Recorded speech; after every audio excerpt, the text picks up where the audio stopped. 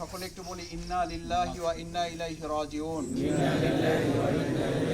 সম্মানিত মুসলিয়ানে কেরাম, যারা কষ্ট করে দাঁড়িয়ে আছেন, আমাদের এই কষ্টের অবসান হবে, এরকম কফিন আমাদের সামনে থাকবে, আমাদের জন্য কেউ না কেউ দাঁড়িয়ে থাকবেন। আমরা সর্বপ্রথম মহান আল্লাহ তাআলার দরবার ঈদুল আজহার আজকের এই দিনে আল্লাহর কাছে বিশেষভাবে আবেদন করি, আল্লাহ তাআলা মেহেরবানি করে আমাদের এই যে সন্তান যারা কথা বলেছেন, আপনারা কথা শুনেছেন, তারা ইসলামের মানুষ, ইসলামের খেদমত করেছেন। বিশেষ করে আমাদের শ্রদ্ধাভাজন ওনার সম্মানিত জামাতা, এই মাদ্রাসারই তিনি প্রতিষ্ঠাতা। আল্লাহ তাআলা এই খেদমতকে সাদাকায়ে জারিয়া হিসেবে যেন কবুল করেন। একজন মানুষ মৃত্যু হয়ে যায়, তার সব কাজ বন্ধ হয়ে যায়, তার সব কিছু এখন শেষ, কিন্তু তিনটা জিনিস চালু থাকবে। এটা ওনারও থাকবে, যদি আমাদের থাকে তাহলে আমাদেরও থাকবে। প্রিয় নবী মুহাম্মদুর রাসূলুল্লাহ সাল্লাল্লাহু আলাইহি ওয়াসাল্লাম বর্ণনা করেছেন। সম্মানিত মুসলিমিনে কিরাম, আমি আপনাদের সময় নেওয়ার জন্য, কষ্ট দেওয়ার জন্য বলছি না, এটা মনে রাখার জন্য আমাদেরও কাজে লাগাতে হবে। এক হচ্ছে নেক সন্তান, যারা এরকম বাগানকে কোরআনের বাগান করবেন, আল্লাহ তাআলা আমাদের তৌফিক দান করুন। দ্বিতীয় হচ্ছে এরকম ইলম, আলহামদুলিল্লাহ আপনারা সবাই শুনেছেন উনি একজন শিক্ষাবিদ ছিলেন। এখানে অনেক ছাত্র নিশ্চয়ই তার আছেন, আছেন না? আছেন, আমরা তার ছাত্র।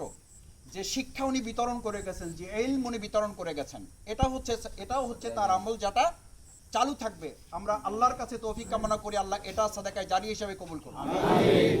উনি যত তাহাজ্জুদ পড়েছেন, এমন অনেক এখানে থাকতে পারেন উনি যাদেরকে শিখিয়ে গেছেন, তারা ওনার চেয়ে বেশি তাহাজ্জুদ পড়তে পারেন না?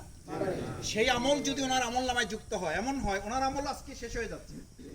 এমন ছাত্র উনি রেখে গেছেন, এমন ইলম বিতরণ করে গেছেন, যারা আরো এরকম কিছু ভালো মানুষ তৈরি করবে। কিয়ামত পর্যন্ত ওনার তাহাজ্জুদ চলবে, কিয়ামত পর্যন্ত ওনার যাকাত চলবে, কিয়ামত পর্যন্ত ওনার নফল চলবে, কিয়ামত পর্যন্ত ওনার নফল রোজা চলবে, কিয়ামত পর্যন্ত কোরআনের আহ্বান চলবে।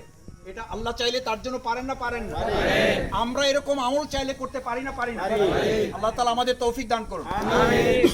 তৃতীয় যেটা বলা হয়েছে, যেটা তার জন্য চালু থাকবে, সেটা হচ্ছে সাদাকায়ে জারিয়া। এমন ভালো কিছু কাজ করে গেছেন, এরকম মাদ্রাসা করেছেন, মসজিদ করেছেন, আলিম তৈরি করে রেখে গেছেন, তিনি সমাজ কল্যাণের জন্য, মানুষের কল্যাণে কিছু কাজ করে রেখে গেছেন। এই কাজগুলো করে আল্লাহর রাসূল সাল্লাল্লাহু আলাইহি ওয়াসাল্লাম বলেছেন, এগুলো যতদিন চালু থাকবে ততদিন পর্যন্ত আমল নামায় তার এগুলো লিখিত হতে থাকবে। সুবহানাল্লাহ। আল্লাহ সুবহানাহু ওয়া তাআলা আমাদেরকে এই তিনটা আমল করার, এখানে আমরা যে উপস্থিত হয়েছি, এই মৃত্যুর প্রস্তুতির অংশ হিসেবে আলী রাদিয়াল্লাহু তাআলা বলতেন, তোমরা কফিন সামনে রাখলে আজকে যে দোয়া আপনারা পড়বেন, আল্লাহুম্মা গফিরলি হাইয়েনা ও মাইয়েতেনা, আগে মাইয়েতের দোয়া না, আগে আমাদের দোয়া। আমাদের দেখেন, আপনারা কষ্ট করে দাঁড়িয়ে আছেন, দু একজন ভাই নিশ্চয় আজকে আমাদের সকলেরই ব্যস্ততা, আগামীকাল ঈদুল আজহা প্রস্তুতি আছে। আমি ক্ষমা সুন্দর দৃষ্টিতে দেখার জন্য বলছি, সন্তানের জন্য অপেক্ষা করা হচ্ছিল, এখন দু একটা কথা বলে শেষ করে দেওয়া হচ্ছে। কিন্তু এই যে আমরা আজকে এখানে উপস্থিত হয়েছি, এটার মূল লক্ষ্য ছিল যে আমরা এখান থেকে প্রস্তুতিটা নিব, যে আমাদের আজকের সালাতুল এশা শেষ হয়েছে, এমন হবে সালাতুল ফজর হবে না, এরপরে আমারই হয়তো সালাতুল ফজর হবে না, কি হবে? সালাতুল জানাজা হবে। সুতরাং এখান থেকে প্রস্তুতিটা যেন এমন হয় যে মৃত্যুর জন্য প্রস্তুতিটা আমরা যেন এখান থেকে শিক্ষা গ্রহণ করতে পারি। আল্লাহ তৌফিক দান করুন। আল্লাহ তাআলা ওনার পরিবারকে, সদস্যবৃন্দ যারা, তাদের প্রতি আমরা সবাই শোক সন্তপ্ত পরিবারের সমবেদনা জানাই। আল্লাহ তাআলা তাদেরকে সবর করার, ধৈর্য ধারণ করার, ধৈর্য যদি ধারণ করেন আমরা, নিশ্চয়ই ওনারা করবেন আশা করি, কারণ সবাই শিক্ষিত, কোরআনের শিক্ষা ওনাদের মধ্যে আছে। ওনার জামাতা, ওনার বৌমা, যিনি আপনারা জানেন ইসলামী আন্দোলনের, তিনি একজন খাদেমা। সবাই ইসলামী আন্দোলনের সাথে, কোরআনের কায়েমের সাথে, দিন কায়েমের সাথে তারা সম্পৃক্ত। আমরা আশা করি তারা ধৈর্য ধরবেন। ধৈর্য ধরলে, শুধু ধৈর্য ধরলে, আল্লাহ তাআলা বলেন রাসূল সাল্লাল্লাহু আলাইহি ওয়াসাল্লামকে দিয়ে, যে জান্নাতে একটা ঘর আলাদা করে তৈরি করা হবে, যার নাম হচ্ছে বাইতুল হাম। সুবহানাল্লাহ। আল্লাহ তাআলা আমাদেরকে ধৈর্য ধারণ করার তৌফিক দান করুন। সম্মানিত ভাইরা, সেই প্রত্যাশা ব্যক্ত করে আবারও আমাদের শ্রদ্ধেয় মরহুম মোজাম্মেল হক মুন্সি রাহিমাহুল্লাহ, আল্লাহ তাআলাকে, যাকে আজকের ঈদুল আজহার দিন আমি আনিস ভাইয়ের সাথে, ভাইদের সাথে কথা বলছিলাম, শুধুমাত্র বলেছে আমাকে পশ্চিম দিকে একটু কাত করে দাও। এটা সকলের নসিব হবে না, নাও হতে পারে, আল্লাহ মাফ করুন আমাদের। বলেছেন আমাকে একটু পশ্চিম দিকে কাত করে দাও।